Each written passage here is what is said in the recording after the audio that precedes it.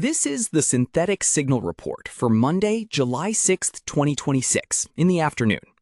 Today, we analyze the release of Januscape, a new guest-to-host escape vulnerability in KVM, the introduction of Kani, a model checker for Rust, and Anthropic's research into a global workspace architecture for language models. We also touch on the financial shift in the AI hardware market and the critical vulnerabilities impacting the Crawl4AI and vLLM ecosystems. Security researchers have identified a critical guest-to-host escape vulnerability, tracked as Januscape, affecting the kernel-based virtual machine on x86 architectures. This vulnerability allows an attacker who has compromised a virtualized guest to break out of the isolation layer and execute arbitrary code on the host operating system. This is a severe threat to cloud infrastructure and shared hosting environments that rely on KVM for multi-tenant isolation. The exploit involves manipulating the interaction between the virtualized device drivers and the host memory management unit.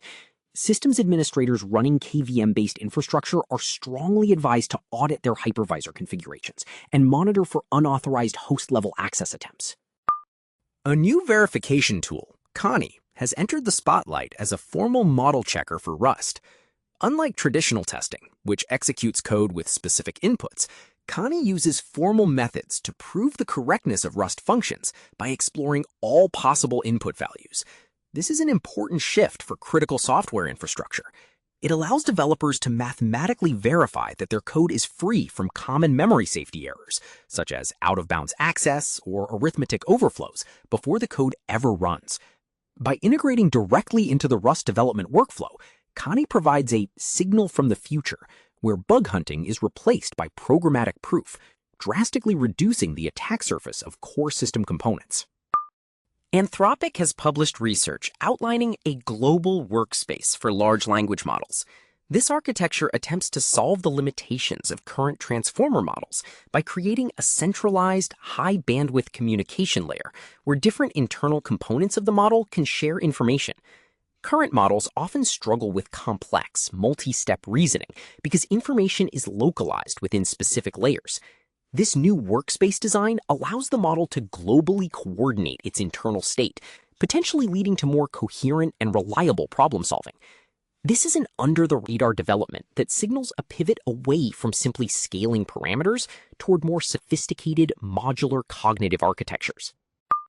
In a move that underscores the ongoing AI compute boom, South Korea's SK Hynix is launching a $28 billion listing on the Nasdaq.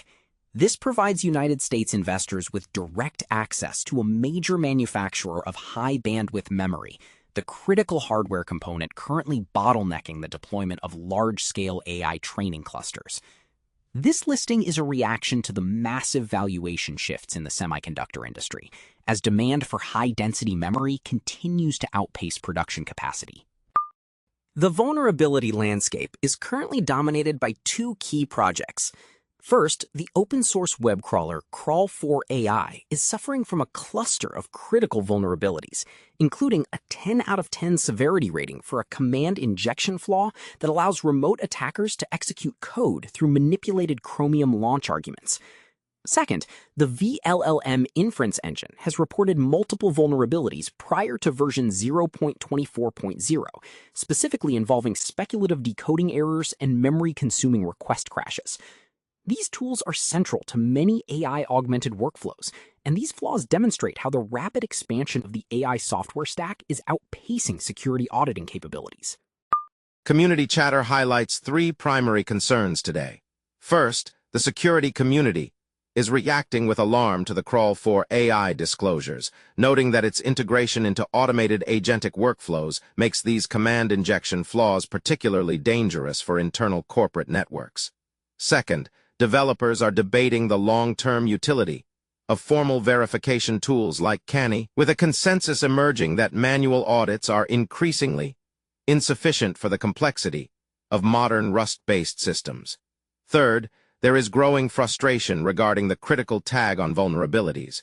Users are leaning into risks based patching, prioritizing vulnerabilities with known active exploits listed in the CISA known exploited vulnerabilities catalog over those with high scores but no active attack vectors. No new emerging tools were identified on GitHub today, as the community appears focused on hardening the existing agentic frameworks that are currently under heavy scrutiny.